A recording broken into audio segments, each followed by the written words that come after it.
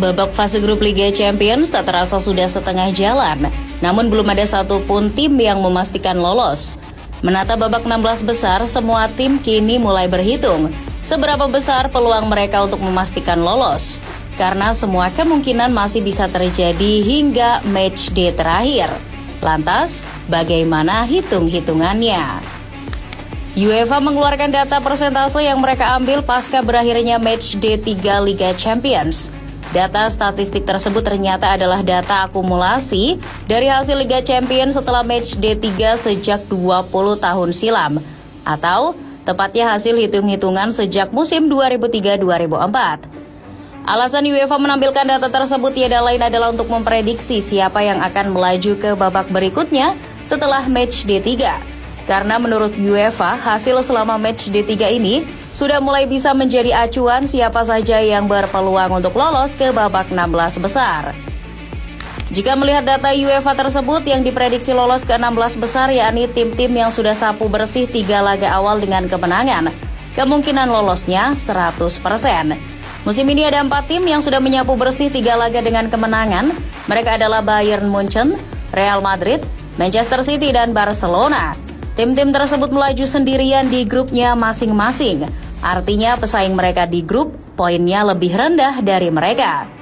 Hitung-hitungannya, Munchen, City, Real Madrid, dan Barcelona hanya butuh 1 kemenangan lagi untuk memastikan lolos ke babak 16 besar.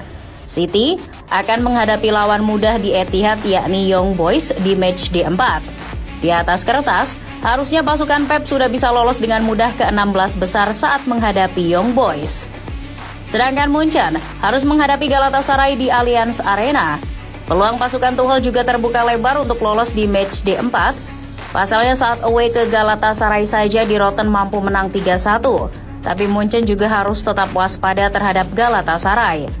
MU saja sempat kalah loh di Old Trafford.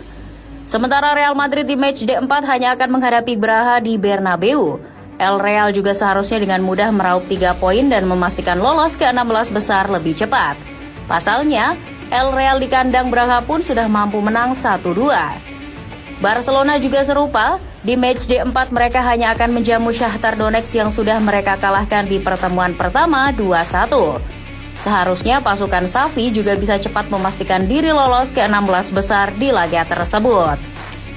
Nasib berbeda malah dialami tim besar macam PSG, Arsenal, Atletico Madrid maupun Inter Milan yang masih harus berjuang. Padahal awalnya mereka termasuk dalam unggulan di grupnya masing-masing. PSG harus tetap menjaga performanya setelah melibas Milan 3-0. Pasalnya mereka akan bertemu lagi di match day 4 nanti di San Siro. PSG kini masih mengemas 6 poin di grup F.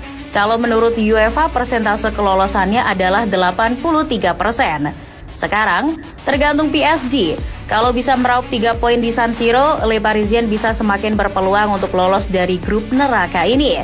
Tinggal kemudian mereka jangan sampai lengah ketika hadapi Newcastle di match day 5. PSG harus balaskan dendam kekalahan mereka di St. James Park kalau ingin lolos. Lalu Arsenal yang juga masih mengemas 6 poin di grup B, persentase kelolosannya juga sama seperti PSG 83%. The Gunners di match day 4 harus hadapi Sevilla, sedangkan di match day 5 harus hadapi Lens yang membuntuti mereka dengan 5 poin. Arsenal harus tetap hati-hati dengan Lens yang sempat menjungkalkannya di pertemuan pertama. Akan tetapi keuntungan kini ada di Meriam London karena laga melawan Sevilla dan Lens akan dihelat di Emirates. Finalis musim lalu, Inter juga masih harus menunggu untuk bisa cepat lolos dari grup D. Pesaing mereka adalah Sociedad yang sama-sama mengumpulkan 7 poin. Persentase kelolosan mereka menurut UEFA yakni 94%. Inter bersama Sociedad sebenarnya sama-sama berpeluang lolos ke 16 besar di match day 4. Kalau Inter bisa menang atas Salzburg dan Sociedad bisa menang atas Benfica, keduanya berpeluang besar lolos mewakili grup D.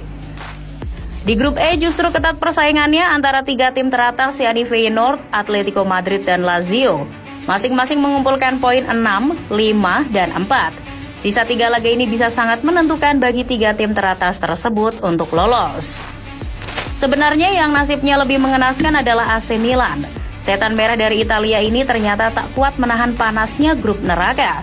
Di 3 laga awal, Rossoneri belum pernah menang dan belum mencetak gol satupun. Mereka kini masih mengumpulkan 2 poin saja. Next, mereka akan hadapi Mbappe dan kawan-kawan lagi di San Siro.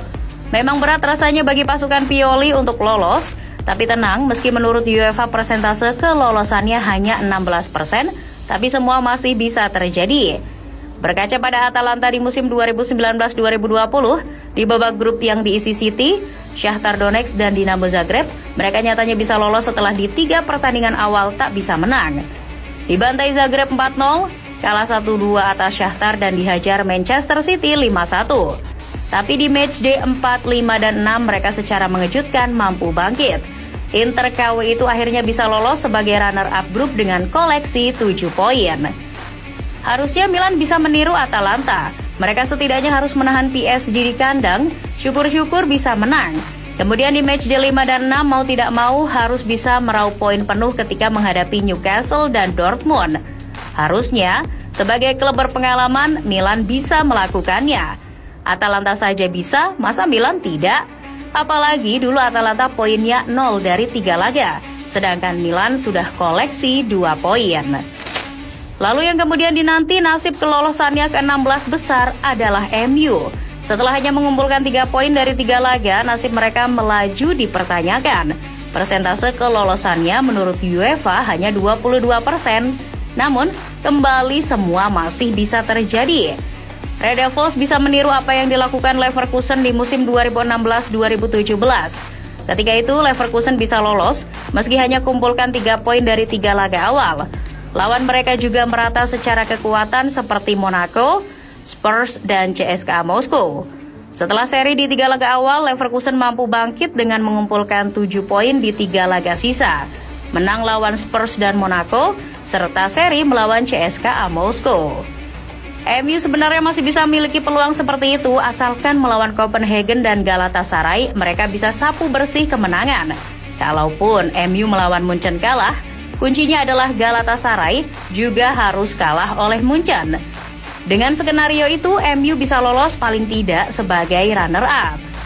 Ya, memang apapun bisa terjadi. Kalkulasi persentase UEFA itu hanya sebagai catatan akumulasi saja terhadap apa yang sudah terjadi selama 20 tahun di Liga Champions. Namun kembali lagi, semuanya akan bergantung pada hasil di dalam lapangan nanti.